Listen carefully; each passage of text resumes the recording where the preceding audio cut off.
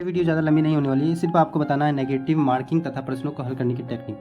तो इसमें जो है कि जैसा कि नेगेटिव मार्किंग तथा प्रश्नों को हल करने की कुछ टैक्टिक होती है।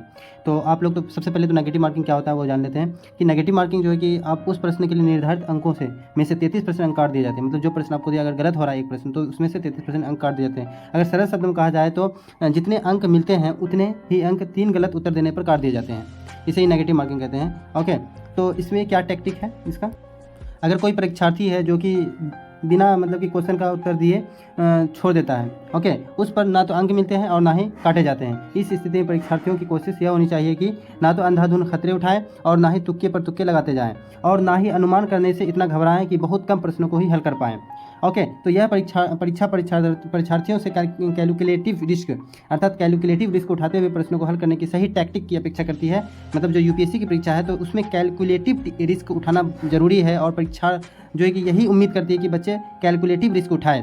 प्रश्न पत्र को हल करने के लिए कैलकुलेटिव रिस्क पद्धति को हम इस प्रकार मतलब नीचे जो दिया गया है इस प्रकार हम बांट सकते हैं। ओके, तो सबसे पहला जो है जहाँ उत्तर का बिल्कुल भी अनुमान ना हो, मतलब जहाँ उत्तर आपको पता ही नहीं हो, कुछ पता नहीं चल रहा कि इसका होगा क्या, अर्थात प्रश्नों का कोई सिर पर ना सूझ रहा हो तो वहाँ हवाई तुक्का लगाने से बचें, बल्कि समय बचाने के लिए ऐसे प्रश्नों को छोड़ दें।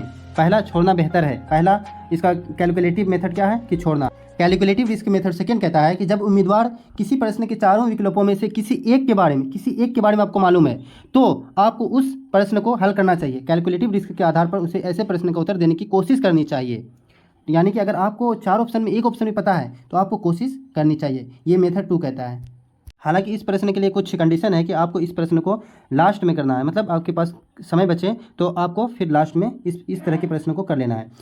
मेरे इस लिस्ट में थर्ड जो है कैलकुलेटिव रिस्क मेथड का थर्ड नियम वो कहता है यदि उम्मीदवार किसी प्रश्न के चारों विकल्पों में से दो के बारे में आपको मालूम है, जानता हो, उसके बारे में आपको मालूम है तो उसका अनुमान है तो उस आधार पर उत्तर जरूर देना चाहिए। मतलब दो के बारे में आप जान रहे हैं तो उस क्वेश्चन को आपको हल जरूर करना चाहिए। अगर इसका फ़ायदा क्या होगा, अगर आप 6 प्रश्नों में ऐसा करते हैं और मान लिया जाए कि 50% संभाव्यता के अनुसार आपके 3 प्रश्न सही होते हैं और 3 गलत हो जाते हैं, मतलब 3 सही हो रहे हैं 3 गलत हो रहे हैं, तो आपको शुद्ध रूप से आप कैलकुलेट कर सकते हैं, शुद्ध रूप से आपको 4 अंकों का लाभ मिलेगा जो सफलता की दृष्टि से बेहद महत्वपूर्ण है।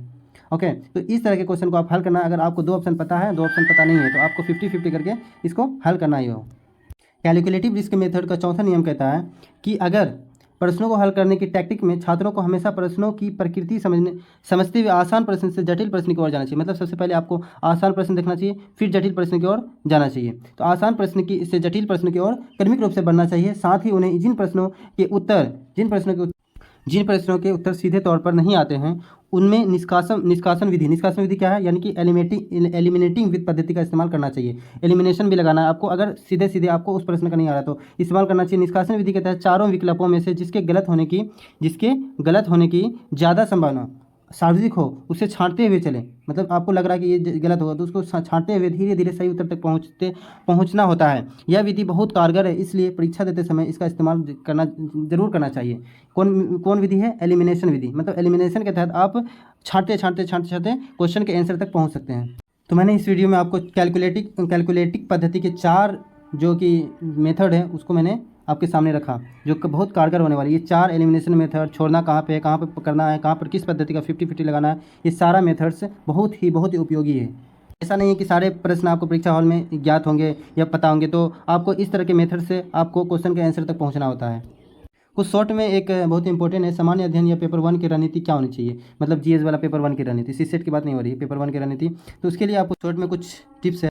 यहाँ पे आप लक्ष्य जितना बना गए हैं अंक पर हासिल करना है, आपको इतना अंक हासिल करना है, ये लक्ष्य होगा। अभी तो इस बार का अर्थात 2021 का जो कट ऑफ रहा वो 89 या 88 के आसपास रहा, इस रेंज में रहा, यानी कि 90 से नीचे ही था।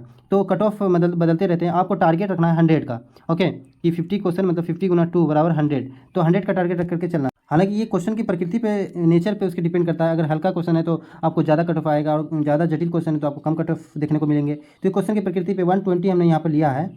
तो आपका लक्ष्य जितने अंक आपको जो है कि हासिल करना चाहते हैं, ओके, और आपके द्वारा किए गए कुल प्रश्नों मतलब की संख्या, मतलब आपने कितना अटेम्प्ट किया और छोड़े गए प्रश्नों की संख्या इधर है, और सही प्रश्नों संख्या मिलने वाले अंक, मतलब जितना प्रश्न सही हुआ और जितना अंक मिला आपको, मतलब 62 प्रश्न सही हुआ और 124 अंक मिला, और गलत प्रश्नों की संख्या और नेगेटिव मार्किंग मतलब कटने वाले अंक कितने मिले और कितने कटे, और आपका अंतिम स्कोर कितना हुआ। तो आपका अंतिम स्कोर आपको 120 या 122 के आसपास मैंने अभी लिया, आपको जितना मतलब 100 से होना चाहिए बस।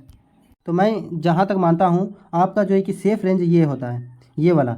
आप 120 क्वेश्चन का लक्ष्य मतलब 120 मार्क्स का लक्ष्य रखे हैं, तो आपने 75 क्वेश्चन अटैम्प्ट किए, ओके, जिसमें से आप 25 क्वेश्चन को छोड़ दिए और 64 मार्क्स आपको प्राप्त हुआ। क्यों? क्योंकि 11 क्वेश्चन आपका 64 क्वेश्चन आपका सही हुआ, 64 क्वेश्चन आपका सही हुआ, 11 क्वेश्चन आपका गलत हुआ, 128 मार्क्स प्राप्त हुआ, 7.33 प्रश्न आपका मार्क्स कट गया, जिसमें 120 मार्क्स सिक्योर हुआ आपका अंतिम स्कोर।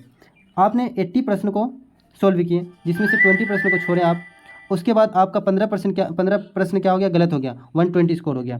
आपने 85 प्रश्न किए, 15 प्रश्न को आपने छोड़े और आपका 18 प्रश्न गलत हो गया, उसमें 122 स्कोर हुआ। तो इस रेंज में अच्छा होता है कि आप 75, 80, 85 के आसपास क्वेश्चन को अटेम्प्ट कीजिए। इसी प्रकार सीसेट में भी रणनीति होती है, देख सकते हैं आप, सीसेट के लिए भी है। तो सीसेट या पेपर 2 की रणनीति क्या होनी चाहिए? आपको ये तो मालूम है कि 33% अंक जो है कि लाना है, 66 अंक 33% यानी कि 66 अंक लाने हैं, जिसके लिए लगभग 27 प्रश्न सही करने हैं। किंतु इसके लिए भी परीक्षा उन जो कि घंटों में छात्रों में बेहतर प्रदर्शन नहीं उम्मीद की जाती है, तो वो कर ही नहीं सकते हैं, तो इसकी वजह से आपको सफलता हाथ लग जाती है। तो सीसेट को गंभीरतापूर्वक लेना होगा। सीसेट में क्या कैलकुलेटर है, इसको भी देख लेते हैं। यहाँ भी आपके द्वारा किए गए प्रश्नों की संख्या होंगी, आप कितने प्रश्न ठीक करने ही होंगे आपको, और आपके प्राप्त अंक, और आप अधिकतम कितने प्रश्न गलत कर सकते हैं, गलत प्रश्नों पर होने वाले नुकसान आपका, और आपके शुद्ध अंक जो 66 से अधिक होने चाहिए, 66 से अधिक होने चाहिए, तभी आप क्वालिफाई होंगे।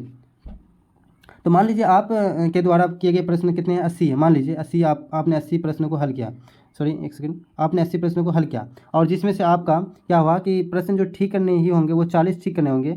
आपके प्राप्तांक 100 आए, और आप अधिकतम कितने प्रश्न गलत कर सकते हैं? 40, और आपके 33.33% यानी कि 66.67% आपको 66 से प्लस मिल रहा है। तो 66 से प्लस ही लाना। आपने मान के चलिए कि आप 75 क्वेश्चन अटेम्प्ट किए, 39 क्वेश्चन आपके ठीक करने ही होंगे उसमें से, और आप 39 क्वेश्चन ठीक करेंगे तो 36 तो गलत कर सकते, कोई बात नहीं। आप उसमें अधिकतम कितने प्रश्न गलत कर सकते हैं? 36, और उसमें से आपको जो गलत प्रश्न होने वाले नुकसान जो मिलेंगे वो 30 मिलेंगे, और 67, इसी प्रकार 70 पर मेरे हिसाब से जहाँ तक मैंने किया है, तो बच्चे 65 to 60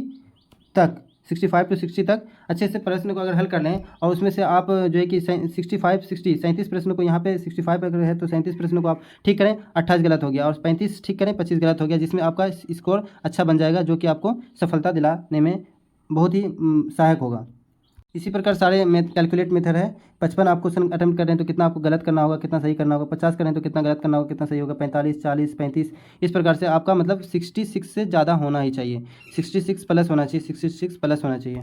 इसके अलावा कुछ छोटी मोटी टिप्स कि परीक्षार्थियों को समझना जरूरी है कि यूपीएससी की यह परीक्षा सभी के लिए समान रूप से कठिन है, इसलिए किसी छात्र विशेष को इस मामले में अतिरिक्त तनाव लेने के बजाय परीक्षा भवन की अपनी रणनीति पर ज़्यादा ध्यान देना चाहिए। कोई भी परीक्षा सरल या कठिन आपकी तैयारी और रणनीति व मनोदशा के अनुरूप होती है। यदि आपकी तैयारी बेहतर और परीक्षा भवन की रणनीति सशक्त हो तो यह मानिए होगा कि आपका जो मनोदशा कभी भी परीक्षा को लेकर तनावग्रस्त नहीं होगी। अंततः डरना छोड़कर लड़ने की तैयारी में रहें, यानी कि डरना छोड़कर आप लड़ने की तैयारी करें। ओके, डरना छोड़ कर लड़ने के तैयार रहें।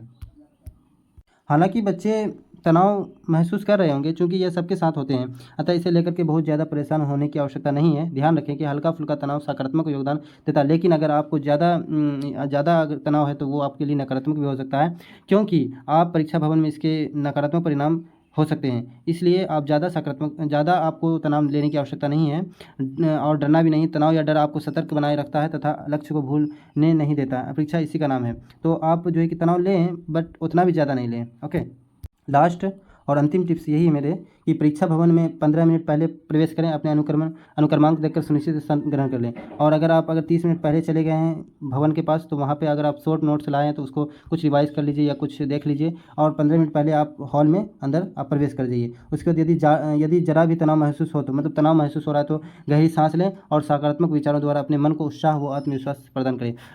सकारात्मक विचार, एकदम सकारात्मक विचार होना चाहिए, और सकारात्मक और गहरी सांस लें, और अपने आत्मविश्वास को बढ़ाएं। उस समय नकारात्मक विचारों को लेस मात्र भी मन पर हावी ना होने दें और पूर्णतः आशावादी रहते हुए जोली मूड के साथ प्रश्न पत्र की प्रतीक्षा करें। खुद पर भरोसा रखें क्योंकि मेहनत कभी बेकार नहीं जाती है, मेहनत कभी बेकार नहीं जाती है।